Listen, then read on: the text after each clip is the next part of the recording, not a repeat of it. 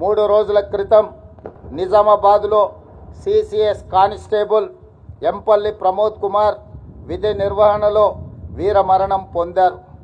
భర్త ప్రమోద్ను పోగొట్టుకున్న అతని భార్య ప్రణీతకు అతి చిన్న వయసులోనే తండ్రిని కోల్పోయిన అతని 3 కుమారులకు వారి కుటుంబానికి ప్రభుత్వం అండగా ఉంటుంది. వారి కుటుంబానికి 1 కోటి రూపాయల ఎక్స్ గ్రేషియా, అమరుడైన కానిస్టేబుల్ పదవి విరమణకు వచ్చే లాస్ట్ పే డ్రాన్ శాలరీతో పాటు కుటుంబ సభ్యులలో ఒకరికి ప్రభుత్వ ఉద్యోగం, 300 గజాల ఇంటి స్థలం మంజూరు రాష్ట్ర ప్రభుత్వం చేస్తుంది.